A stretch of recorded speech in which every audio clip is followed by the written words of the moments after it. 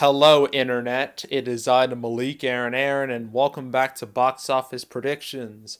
Today, we're going to be talking about the most anticipated movie sequel of 2020. That's right, ladies and gentlemen, we are talking about The Croods, A New Age. I couldn't even say that with a straight face. So, as usual, we're going to be going over the pros and cons. So, let's get to it. Pros. The original Croods, which came out a long time ago, back in 2013, was actually a huge hit.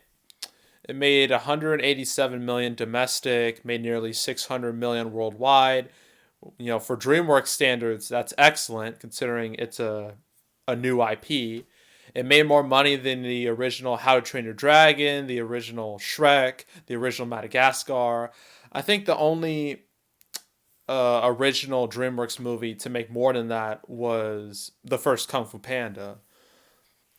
So yeah, that's fantastic. It makes all the sense in the world to make a sequel, right? I mean, the movie was well liked by the public. Nobody hated it. Everyone thought it was just okay. But for Hollywood, okay is good enough.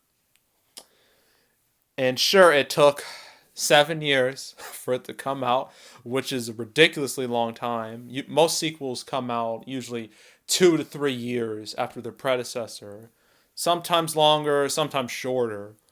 But for the most part, it's 2 to 3 years. But the thing is, animated movies, there tends to be a large gap in between installments. I mean, there was a 6 year gap between Frozen 1 and 2. There was a decade long gap between both Toy Story 2 and 3, and then 3 and 4.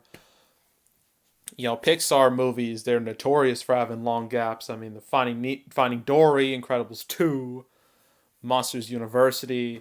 So this isn't a new thing. So I don't think it would have affected the movie too much, even if we weren't in the times we are now, because it's so commonplace. So yeah, first pro, it's a sequel to a successful movie, so it has that going for it. Second pro, uh, well, it's the first big, I'm using air quotes, big movie to come out since Tenet last I checked. You know, the reason why I use air quotes is because this really isn't too expensive. It's only like $90 million. It's not like some big 150 million, 200, 250 million dollar movie. But I mean, compared to other movies like Freaky and Let Him Go and Come Play and all of them, it's it's miles ahead. Oh, it's miles above those movies when it comes to budget. So yeah, that'll definitely help it because it doesn't look like some movie that should have been on Netflix. Although some people would argue it would have been better on Netflix or something like that. But yeah, that's definitely a pro. Another pro I can think of is that the last family movie that come out, which was War with Grandpa, unfortunately that movie did better than expected. I was hoping it would fail, but it didn't. But because that movie didn't completely bomb, it gives this movie hope that it won't bomb the same way or it won't bomb horribly. Because I just found out some numbers since it opened today, but early numbers are saying it opened to like 2 million on opening day or close to it, which I mean by normal standards that's god awful, but for pandemic standards that's not too bad. That's actually above a lot of the movies. So yeah, like I guess family audiences or the ones that are willing to show up aren't too afraid of going to the movies to see this because you gotta do something with your kids apparently. So yeah, I guess that's another pro. I'm trying to think of anything else. I mean, I would say normally that Thanksgiving is usually one of the best weekends all year when it comes to box office. I mean, last year Frozen 2 destroyed everything in its path. made hundreds of millions of dollars in just a few days. So, and there are plenty of movies in the past that have done well. Thanksgiving, Harry Potter, Twilight, Hunger Games, all those. Granted, they all came out like the week before Thanksgiving, but still, they were still around that Thanksgiving time frame. All right, that particular weekend, they were close enough to that weekend where it still works.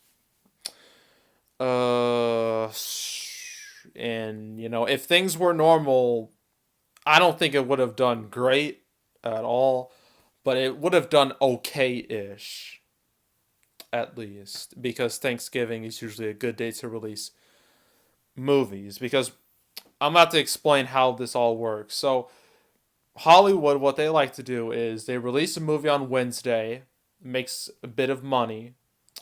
The next day, Thursday, things tend to take a dip, mainly because one, it's Thanksgiving, two, Black Friday. Sometimes, that's not the case, but for the most part, it is, especially when it comes to family films. But the Friday, the day after Thanksgiving, that is a gold mine. That things go up exponentially in ways that are completely unnatural. And then Saturday and Sunday, things fall back down, but that's how it usually works. So if things were normal, the Croods 2 would probably follow the same path as that. Will no doubt follow the same path. So yeah, that's definitely another pro, is that Thanksgiving is a lucrative time to make some money. Okay, I've ran out of positive things to say. Cons. DreamWorks. DreamWorks. I don't know where to start. I mean, DreamWorks, sure, they're known for Shrek. Sure, they're known for Kung Fu Panda and How to Train Your Dragon and Madagascar and B-movie. They have a lot of successes under their belt, but at the same time, they have a lot of failures. Okay? One of their most infamous failures, which coincidentally came out the same time as Croods 2, was Rise of the Guardians. That bombed hard. That lost them a ton of cash. I mean, sure, the movie is well liked now and it has an online fandom, but it doesn't change the fact that it was a bomb. And then after that, literally the first Croods came out and they were like, oh, yay, we have another new IP. And then after that, everything went downhill hard. Turbo bombed. Mr. Peabody and Sherman bombed. Penguins in Madagascar bombed. How to Train Your Dragon 2 did good, but not as good as they were expecting. What came after that? I forget. There was Home. That did okay. Kung Fu Panda 3 did fine. The first Trolls did pretty good. The Boss Baby did well, sadly. Captain Underpants, granted that was less expensive, but it still didn't do that great. How to Train Your Dragon 3 did okay, and then Abominable failed. So yeah, things aren't exactly consistent when it comes to success, which is not good, obviously. So yeah, the Croods 2 has to worry about that. DreamWorks' uneven resume when it comes to hits and misses. So that's definitely a con. Another con is that did the world need this? Did the world need this movie? Was anyone really demanding for this movie to get made? I mean, I know executives were, but I don't think the general public was, because I think I saw the Croods once on Netflix years ago, and I legit forgot it existed until recently. Because it was just one of those movies that you watched and you were like, that was okay. And then you never think about it ever again. That was this movie. Well, its predecessor at least. So if people were just like, okay, to the original, what makes you think they're all going to flock back to see the sequel 7 years later? Which still is a long time. A lot can happen in 7 years. And I'm pretty sure a lot of people forgot the Croods existed in those 7 years. So, yeah. And the thing is, this movie was supposed to come out way, way before now. It was planned to be released in 2017, but because DreamWorks were going through some financial problems, it got pushed back indefinitely. It was canceled at one point, but then it resumed production, and here it is now. So yeah, that's definitely a con. Is that it's a sequel no one was really asking for a good 7 years after the original came out. Another con. I don't. Do I even need to say this? I will anyway. Pandemic. Pandemic is getting worse. Movie theaters are shutting down again, which is not. So this movie does not have very good timing. So yeah, it really has to worry about that. So yeah, that's an obvious con right there.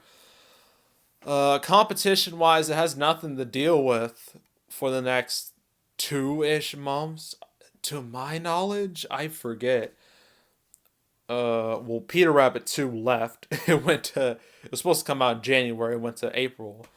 So the Croods basically has an audience for the next few months, but at the same time, nobody. I highly doubt anybody's going to show up. So it's non-beneficial, really. So yeah. All right, I can't think of anything else. Let's just overall, yeah, great transition. Overall, opening weekend. Well, this is different. It's a 5-day weekend.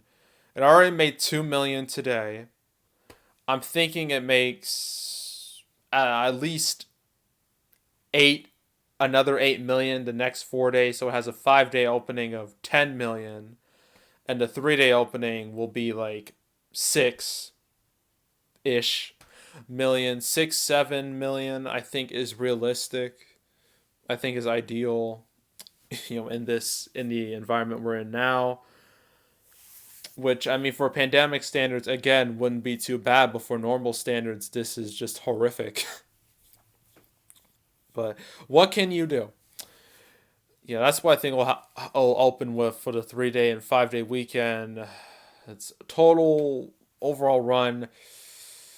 I don't know. I really don't. I think 20-25 million is likely, unless movie theaters just yeet.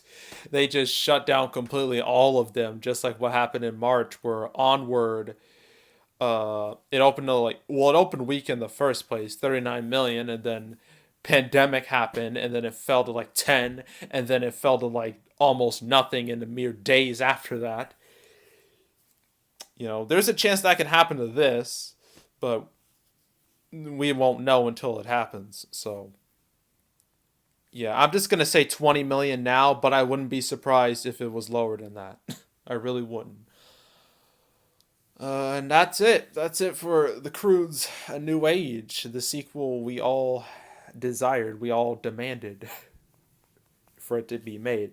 And that's it for November. That's it. I know it was a weak month.